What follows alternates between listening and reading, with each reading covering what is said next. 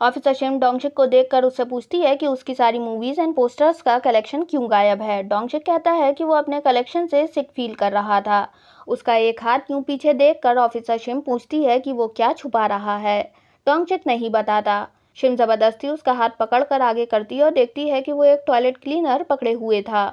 Impression तो डोंगशिक ने ऐसा दिया था जैसे वो ऑफिसर शिम पर हमला करने के लिए कोई टूल लाया हो। वो ऑफिसर शिम से कहता है कि उसे वॉशरूम को साफ करना होगा जिसकी वजह से अपार्टमेंट में स्मेल होगी। ये सुनकर ऑफिसर शिम डोंगशिक को गुड बाय बिट कर चली जाती है। रास्ते में ऑफिसर शिम चिलसंग को देखती है, इसीलिए उससे डोंगशिक के बारे में सवाल पूछती है। वो पूछती है कि चिलसंग ने डोंगशिक के बिहेवियर को नोटिस किया है क्योंकि उसे लगता है कि शायद उसे कोई ब्लैकमेल कर रहा है, और पूछती है कि डोंगशिक लास्ट नाइट क्या कर रहा था। ऑफिसर शिम के सवाल सुनकर चिलसंग कहता है कि उसे इस बारे में कुछ भी नहीं मालूम। ऑफिसर शिम चिलसंग से डिटेक्टिव किम मूसोक के बारे में पूछती है कि क्या वो इस नाम के पर्सन को जानता है, लेकिन डिटेक्टिव किम का नाम सुनते ही चिलसंग कहता है कि वो ऐसे किसी भी पर्सन को नहीं जानता। शिम कहती है कि वो उसके बारे में बस इसीलिए पूछ रही थी क्योंकि वो मर चुका है। फिर वो वहाँ से चली जाती है। उसके जाने के बाद चिलसंग थोड़ा घबरा जाता है और सोचता है कि उसके बॉस को ध्यान रखना चाहिए। कैप्टन रियो चेयरमैन से मिलते हैं। चेयरमैन कैप्टन रियो से पूछते हैं कि वो उनसे क्यों मिलना चाहते थे। कैप्टन रियो कहते हैं कि 8 साल पहले गोंजू में एक हाई स्कूल स्टूडेंट का मर्डर हुआ था, तब उन्होंने उस केस को एज अ प्रोफाइलर स्टडी किया था। उनकी इन्वेस्टिगेशन के अकॉर्डिंग सस्पेक्ट ने ही हाई स्कूल स्टूडेंट का मर्डर किया था, जो पहले से ही विक्टिम को जानता था। सस्पेक्ट ही किलर है, इसकी गवाही 8 साल पहले 28 ईयर्स ओल्ड सियो इनवो ने ही दी थी, जो गोंजू में चेयरमैन के साथ रह रहा था क्योंकि उनकी कंपनी वहां के हॉस्पिटल को खरीदना चाहती थी।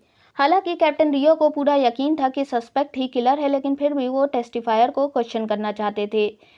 चेयरमैन के कमिश्नर को विजिट करने के बाद टीम को ऑर्डर मिलता है कि वो जल्द से जल्द इस केस को रैप अप कर दें। तब कैप्टन रियो को लगा था कि शायद वो एक पावर गेम था। चेयरमैन कैप्टन रियो से पूछते हैं कि वो ये सब उन्हें क्यों बता रहे हैं। कैप्टन रियो कहते हैं कि उन्हें लगता है कि जिस पर्सन ने 8 साल पहले जो मर्डर किया था, हो सकता है उसने ये सारी रिसेंट किलिंग्स भी की हैं। और यही नहीं, उसने फॉर्मर डिटेक्टिव का भी मर्डर किया है, जो पुलिस को उसकी रियल आइडेंटिटी के बारे में इन्फॉर्म करने वाला था। कैप्टन रियो बताते हैं कि डीएनए रिपोर्ट आने के बाद वो जल्द ही रियल प्रीडेटर को अरेस्ट कर लेंगे। वो कहते हैं कि बस उन्हें ऐसा फील हुआ था कि चेयरमैन को ये सब मालूम होना चाहिए, और वहाँ से चले जाते हैं। सियो इनवो लास्ट नाइट के बारे में सोचता है in the boat factory basement. Dongshik और डिटेक्टिव किम के स्टेयर से गिरने के बाद डोंगशिक बेहोश हो गया था। डिटेक्टिव किम वहां से भागने वाला होता है, लेकिन तभी इनवो वहां आ जाता है और नाइफ से डिटेक्टिव को स्टैब करके जान से खत्म कर देता है। डोंगशिक को फंसाने के लिए वो डोंगशिक का ब्लड और हेयर स्ट्रैंड वहीं क्राइम सीन के पास छोड़ देता है। रियल मर्डर डोंगशिक नहीं, बल्कि इस बार भी इनवो था। पुलिस टीम को क्राइम सीन से डोंगशिक का hair strand and blood sample मिल जाता है, जिसे वो डीएनए टेस्ट के लिए कलेक्ट कर लेते हैं। डोंगशिक काफ़ी ज़्यादा परेशान होता है। उसकी नज़र इनवो के दिए सूटकेस पर पड़ती है, जिसे वो इनवो को लौटाने जाता है। इनवो डोंगशिक से पूछता है कि वो उसे मनी क्यों लौटा रहा है, क्या वो उसे ब्लैकमेलर ब्लैकमेल नहीं करेगा। डोंगशिक कहता है कि उसने मैटर को समहाउ सॉल्व कर लिया है। इनवो उससे कहता है कि जब सब सॉल्व हो गया है, फिर उसने ऐसा उदास चेहरा क्यों बनाया हुआ है, उसे ऐसे वियर्ड बिहेव नहीं करना चाहिए। इनवो उससे पूछता है कि क्या उससे ऑफिसर शिम मिलने आई थी। वो बताता है कि ऑफिस में भी सब डोंगशिक की फिक्र कर रहे थे। जब डोंगशिक ऑफिस पहुंचता है, उसके टीम मेंबर्स उसे देखकर खुश होते हैं और उसकी फिक्र करते हैं। अब उन्हें रियलाइज हो जाता है कि उन्होंने हमेशा डोंगशिक के साथ काफ़ी गलत बिहेव किया है, इसीलिए वो ऑफिस वर्क में उसकी हेल्प करते हैं। After the office Dongshik and team members drinks के लिए जाते हैं। मैनेजर गोंग सबको बताते हैं कि कैसे उसने उनके लिए ब्रेकफास्ट प्रिपेयर किया था। डोंगशिक के कोवर्कर्स उससे माफ़ी मांगते हैं कि उन्होंने उसे फार्मास्यूटिकल मामले में फंसाने की कोशिश की थी। डोंगशिक अभी भी काफ़ी डिप्रेस होता है और कहता है कि वो बिल्कुल भी अच्छा इंसान नहीं है। सभी उसे चेयर अप करने की कोशिश करते हैं और कहते हैं कि वो सच में दिल का बहुत अच्छा इंसान है। डोंगशिक जोर जोर से कहता है कि ऐसा नहीं है, लेकिन उसका यकीन कोई नहीं करता। ऑफिसर शिम उन सभी इंसिडेंट्स के बारे में सोचती है जिनमें अब तक डोंगशिक इन्वॉल्व था, और उसके बारे में वंडर करती है। वो इनवो से मिलने जाती है। इनवो उसे बातों बातों में बताता है कि डोंगशिक ने उसे पैसे वापस कर दिए हैं और शायद उसका मैटर सॉल्व हो गया है। ये सुनकर ऑफिसर शिम चौंकती है। इनवो ऑफिसर शिम से पूछता है कि क्या उसके दिमाग में कुछ चल रहा है। ऑफिसर शिम इनवो से सवाल करती है कि अगर हम किसी पर ट्रस्ट करते हैं लेकिन किसी सीरियस वजह से हमें उस पर डाउट होता है तो क्या करना चाहिए। इनवो कहता है कि ये बिल्कुल भी कॉम्प्लिकेटेड नहीं है। अगर पता चलता है कि हमारा डाउट सही था, इसका मतलब वो इंसान हमारे भरोसे के लायक नहीं था। और अगर हमारा डाउट गलत निकलता है तो हमें अपनी मिसअंडरस्टैंडिंग को क्लियर करना चाहिए। ये सुनकर ऑफिसर शिम डोंगशिक को और ज़्यादा इन्वेस्टिगेट करने का इरादा करती है। डोंगशिक खुद को शीशे में देखता है और कहता है कि लोग उसे अभी भी एक अच्छा इंसान समझते हैं, जबकि वो एक इंसान का मर्डर कर चुका है। वो खुद को ऑफिसर शिम के फादर के एक्सीडेंट के लिए भी कसूरवार ठहराता है। उससे ये बात बिल्कुल भी बर्दाश्त नहीं होती और वो कहता है कि अब वो पुलिस के सामने सरेंडर कर देगा और उन्हें सब सच बता देगा। कैप्टन रियो ऑफिसर शिम को डीएनए टेस्ट के रिजल्ट्स के बारे में बताते हैं। वो कहते हैं कि ये डीएनए जो उन्हें हेयर स्ट्रैंड और ब्लड से मिला है वो अनआइडेंटिफाइड सोर्स का है, क्योंकि वो उनके डेटाबेस से मैच नहीं करता। कैप्टन रियो कहते हैं कि उन्हें नहीं मालूम कि डिटेक्टिव किम के मर्डर केस को कहां से स्टार्ट करना चाहिए और ऑफिसर शिम से पूछते हैं कि क्या उसे किसी पर डाउट है। ऑफिसर शिम कहती है कि फिलहाल उसके दिमाग में कोई भी सस्पेक्ट नहीं है। सोचती है कि उसे अपने डाउट को क्लियर करने के लिए जैसे भी डोंगशिक का डीएनए टेस्ट करना होगा और इस रिजल्ट से कंपेयर करना होगा। डोंगशिक रेड डायरी लेकर पुलिस स्टेशन पहुंचता है ताकि वो पुलिस टीम के सामने सब सच बता दे और उनके सामने सरेंडर कर दे। वो टेक्सो एंड टीम के सामने अपनी डायरी बाहर निकालता है और काफ़ी हिम्मत करके उन्हें बताने की कोशिश करता है कि वही रियल प्रीडेटर है। लेकिन तभी पुलिस स्टेशन में डिलीवरी मैन फूड लेकर आ जाता है, जिसके बाद पुलिस स्टाफ अपने ब्रेव सिटीजन डोंगशिक के साथ मील एंजॉय करते हैं। डोंगशिक टेक्सो को डायरी के बारे में बताने की कोशिश करता है, लेकिन टेक्सो डायरी लेकर दोबारा डोंगशिक की पॉकेट में रख देता है और उससे खाना खाने के लिए कहता है। ऑफिसर शिम पुलिस स्टेशन आती है। टेक्सो बताता है कि डोंगशिक उसे यहाँ कुछ बताने आया था। ऑफिसर शिम की नज़र डोंगशिक की चॉपस्टिक्स पर पड़ती है। वो सोचती है कि वो इनसे उसके डीएनए के लिए सैंपल कलेक्ट कर सकती है, लेकिन तभी पुलिस स्टाफ के मेंबर्स टेबल साफ कर देते हैं। वो डोंगशिक से पूछती है कि वो उसे क्या बताना चाहता था। डोंगशिक उसे कुछ भी नहीं बताता और पुलिस स्टेशन से बाहर चला जाता है। वो कहता है कि उसे याद नहीं है कि वो क्या कहना चाहता था। ऑफिसर शिम उसे रोकती है और अपने साथ खाने पर इनवाइट करती है। वो दूर से दोनों पर नज़र रखता है और स्माइल करता है। ऑफिसर शिम डोंगशिक के साथ मील करने उसके फादर के रेस्टोरेंट जाती है। वो डोंगशिक के साथ इसीलिए खाने पर जाती है ताकि वो किसी भी बहाने से उसका डीएनए सैंपल कलेक्ट कर सके। डोंगशिक के फैमिली मेंबर्स दोनों को एक साथ देखकर काफ़ी खुश होते हैं और उन्हें लगता है कि वो दोनों एक दूसरे को डेट कर रहे हैं। डोंगशिक ऑफिसर शिम के साथ नहीं खाता क्योंकि वो ऑलरेडी पुलिस स्टेशन में काफ़ी खा चुका होता है। इसीलिए ऑफिसर शिम उसे खुद अपने हाथों से खिलाने की कोशिश करती है। वो उसे अपनी चॉपस्टिक से खिलाने की कोशिश करती है, लेकिन ऐसा नहीं हो पाता। चिल संग डोंगशिक से मिलने उसके फैमिली रेस्टोरेंट आता है, लेकिन फैमिली मेंबर्स उसे अंदर जाने से रोकते हैं। फिर ऑफिसर शिम डोंगशिक से बहाना करती है कि उसे उसका सफ़ेद बाल दिख रहा है, इसीलिए वो उसे प्लग करने के लिए बहाने से उसके पास जाती है ताकि वो उसका हेयर स्ट्रैंड कलेक्ट कर सके। डोंगशिक ऑफिसर शिम को ऐसा करने से मना करता है, लेकिन वो ज़बरदस्ती उसका हेयर स्ट्रैंड निकालने की कोशिश करती है, जो इवेंचुअली एक हग में बदल जाता है। तभी चिल संग ज़बरदस्ती रेस्टोरेंट के अंदर आ जाता है और उन्हें आकर ज्वाइन करता है। वो डोंगशिक से कहता है कि वो उसके रेस्टोरेंट के पास से गुजर रहा था तो उसने सोचा क्यों ना वो अपने बॉस से मिल ले। ऑफिसर शिम उन दोनों को एक्सक्यूज करके बाथरूम चली जाती है।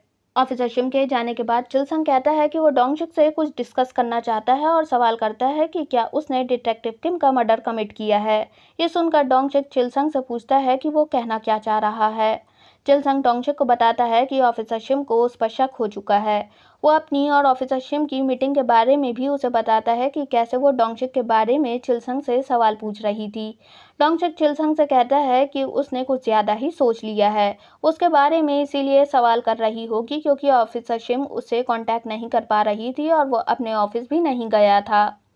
ये सुनकर चिल संग डोंगशिक को बताता है कि ऑफिसर शिम उसके साथ खाने पर यहाँ इसीलिए आई है ताकि वो उसका डीएनए सैंपल कलेक्ट कर सके, और यही नहीं, जब वो यहाँ आया था वो उसका हेयर स्ट्रैंड लेने की कोशिश कर रही थी फॉर डीएनए सैंपल। डोंगशिक को चिल संग की बातों पर यकीन नहीं होता और वो कहता है कि ऑफिसर शिम उसे अपनी हेल्प करने के लिए शुक्रिया कहना चाहती थी, इसीलिए वो उसे ट्रीट पर लाई थी। तभी ऑफिसर शिम वॉशरूम से वापस आती है और उन दोनों को ज्वाइन करती है। ऑफिसर शिम डोंगशिक से ड्रिंक्स चेयर्स करने के लिए कहती है, लेकिन चिल संग ग्लास उठाकर डोंगशिक से चेयर्स कर लेता है। ऑफिसर शिम कहती है कि उसे मालूम नहीं था कि टेबल पर सिर्फ 2 ही ग्लासेस हैं, इसीलिए वो काउंटर से न्यू ग्लास लेने जाती है और वहां से 2 नए ग्लासेस उठाकर लाती है, जिसमें से एक वो अपनी पॉकेट में रख लेती है और एक वो डोंगशिक के साथ शेयर करती है। ड्रिंक्स खत्म होने के बाद ऑफिसर शिम की नज़र डोंगशिक के ग्लास पर होती है और चिलसंग की नज़र ऑफिसर शिम पर होती है। मील खत्म होने के बाद डोंगशिक कहता है कि अब उन्हें वहां से चलना चाहिए। चिलसंग ऑफिसर शिम से कहता है कि ऑफिसर शिम को वहां से पहले जाना चाहिए। डोंगशिक चिलसंग को वहां से पहले जाने के लिए कहता है और उसे कहता है कि उसे अकेले में ऑफिसर शिम से कुछ बात करनी है। चिलसंग जानबूझकर डोंगशिक का हाथ अपनी जैकेट से तेजी से हटाता है, जिससे टेबल पर रखी ड्रिंक की बोतल गिर जाती है। डोंगशिक उसे जबरदस्ती अपने साथ बाहर ले जाता है।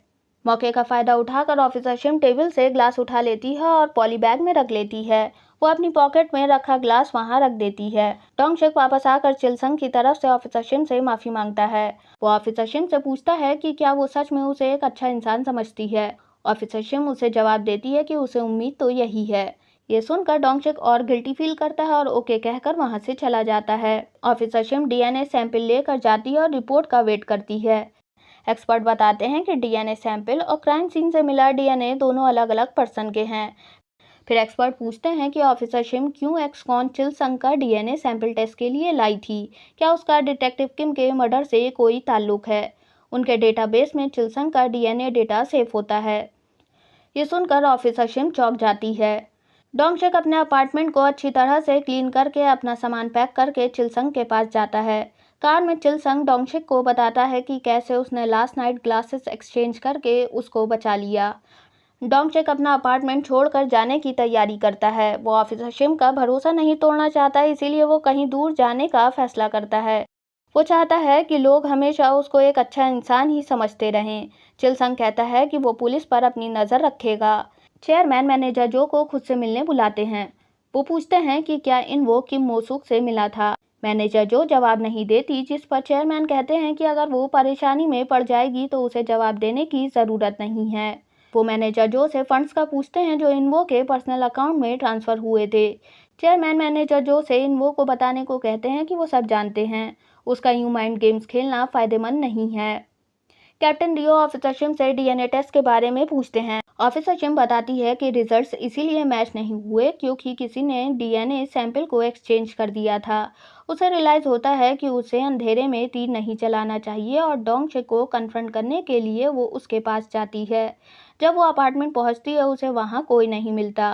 डोंगशिक उसकी कॉल्स का जवाब नहीं देता। ऑफिसर शिम को लगता है कि डोंगशिक भाग गया है। डोंगशिक फैमिली के साथ क्रिसमस मील एंजॉय करता है। वो अपने फैमिली मेंबर्स को देखता है और सोचता है कि उसने उनके बारे में भी अपनी डायरी में लिखा था। वो अपने फैमिली मेंबर्स को उससे प्यार से बोलते देख और उसकी केयर करते देख काफ़ी इमोशनल फील करता है। उसकी स्टेप मदर कहती हैं कि वो सभी हर साल ऐसे ही फैमिली मील करते हैं क्रिसमस डे पर और कहती हैं कि काश जल्द ही डोंगशिक की मेमोरीज वापस आ जाएं। सभी डोंगशिक को रोते देखते हैं तो उन्हें लगता है कि उसके स्टेप मदर की एमनेशिया वाली बात से वो हर्ट हो गया है। डोंगशिक कहता है कि ऐसा कुछ भी नहीं है। आफ्टर द मील डोंगशिक अपने छोटे भाई से कहता है कि उसके जाने के बाद अब उसे ही फैमिली को संभालना होगा। ये सुनकर उसका छोटा भाई समझ नहीं पाता और उसे लगता है कि शायद डोंगशिक अपनी किसी बिजनेस ट्रिप पर जाने वाला है और उससे कहता है कि वो उनके लिए प्रेजेंट्स लाना ना भूले। वो फैमिली मील के लिए जाता है, लेकिन जब वो वहां पहुंचता है उसके और चेयरमैन के अलावा कोई और नहीं होता। चेयरमैन उसे एक एनवलप दिखाते हैं और उससे कहते हैं कि इसमें उस पर्सन की डीएनए रिपोर्ट है जिसने डिटेक्टिव किम का मर्डर किया है। वो कहते हैं कि उन्हें मालूम है कि डिटेक्टिव किम ही उसका अकेला विक्टिम नहीं है, बल्कि उसके अलावा और भी विक्टिम्स हैं। वो चेयरमैन से कहता है कि बिजनेस वर्ल्ड में उसके काफी ढेर सारे दुश्मन हैं, इसीलिए उसने डिटेक्टिव किम को अपने किसी काम के लिए हायर किया था। चेयरमैन कहते हैं फिर डिटेक्टिव किम को उसकी रियल आइडेंटिटी का पता चल गया और इसीलिए उसने डिटेक्टिव को रास्ते से हटा दिया। वो एनवलप उठाकर उसमें से रिपोर्ट निकालकर चेयरमैन को एक बार देखने के लिए कहता है। जब चेयरमैन रिपोर्ट देखते हैं तो उसमें वो और सस्पेक्ट का डीएनए मैच नहीं करता। वो चेयरमैन से कहता है कि आखिर कब तक वो उस पर शक करते रहेंगे, उसे एज अ सस्पेक्ट की तरह देखते रहेंगे। उसे ऐसा कितने और लंबे वक्त तक इंड्योर करना होगा। ये कहकर वो वहां से चेयरमैन को क्रिसमस विश करके चला जाता है। वो कार में खुद पर काबू नहीं रख पाता और सोचता है कि आखिर चेयरमैन को उसके बारे में और कितना मालूम है। डोंगशिक इनवो की कॉल के बाद उससे मिलने जाता है। इनवो से डोंगशिक पूछता है कि आज क्रिसमस के दिन तो उसे किसी फैंसी सी पार्टी में होना चाहिए, फिर वो अकेला क्यों है।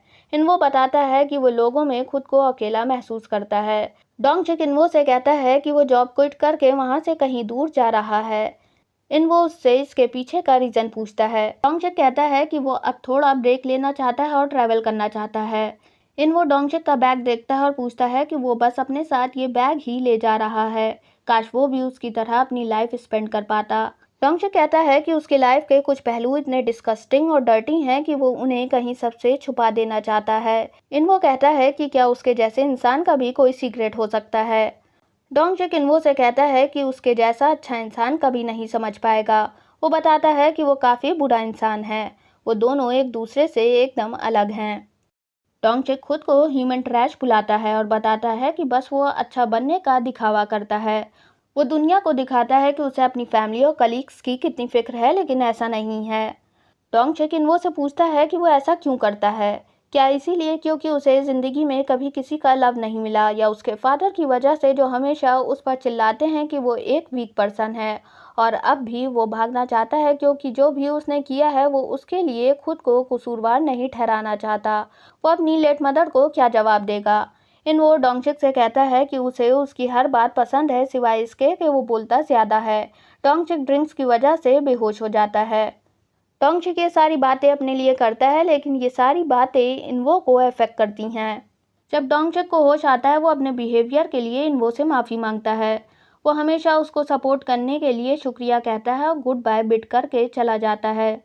उसके जाने के बाद इनवो खुश होता है क्योंकि उसने डोंगशिक के बैग से अपनी रेड डायरी बाहर निकाल ली थी। ऑफिसर शिम अभी भी डोंगशिक की तलाश कर रही होती है। इनवो ऑफिसर शिम को कॉल करके बताता है कि डोंगशिक ने जॉब क्विट कर दी है और वो कहीं दूर जा रहा है। वो बताता है कि डोंगशिक उसके पास अपनी रेड डायरी भूल गया है और वो सोच रहा है कि वो ये डायरी उसके फादर के रेस्टोरेंट जाकर दे दे। ऑफिसर शिम को याद आता है कि उसने एक्सीडेंट के बाद डोंगशिक को डायरी दी थी, जिस पर अप्रैल 24 की डेट उसने पढ़ी थी। इनवो कहता है कि डायरी में ब्लड फिंगरप्रिंट्स लगे हुए हैं। ये सुनकर ऑफिसर शिम फौरन डायरी लेने पहुंचती है। एट द बस डोंगशिक जब अपना बैग चेक करता है उसे डायरी नहीं मिलती। तभी इनवो उसे टेक्स्ट मैसेज करता है कि बार ने उसे कॉल करके बताया है कि वो वहाँ कुछ भूल गया है। ये पढ़कर डोंगशिक समझ जाता है कि वो बार में अपनी रेड डायरी भूल आया है और फौरन बस रुकवा कर बार वापस लौटता है। इनवो पूरा बार प्राइवेटली रिजर्व कर लेता है। बार ओनर को लगता है कि इनवो ऐसा किसी लड़की के लिए कर रहा है और कहता है कि वो लकी गर्ल है। सबके जाने के बाद इनवो डायरी को काउंटर पर रखता है और डोंगशिक के लिए एक शार्प टूल रख कर वहाँ से चला जाता है। ऑफिसर शिम बार पहुंचती है और काउंटर पर डायरी देखती है। डोंगशिक सोचता है कि अगर किसी ने डायरी पढ़ ली तब उसके पास कोई और रास्ता नहीं होगा। ऑफिसर शिम डायरी के पेजेस देखती है। तभी डोंगशिक बार पहुंचता है और इनवो का रखा शार्प टूल लेकर ऑफिसर शिम की तरफ बढ़ता है। डोंगशिक और ऑफिसर शिम एक दूसरे को देखते हैं। यहीं पर साइकोपैथ डायरी एपिसोड 11 खत्म हो जाता है। Till then stay tuned.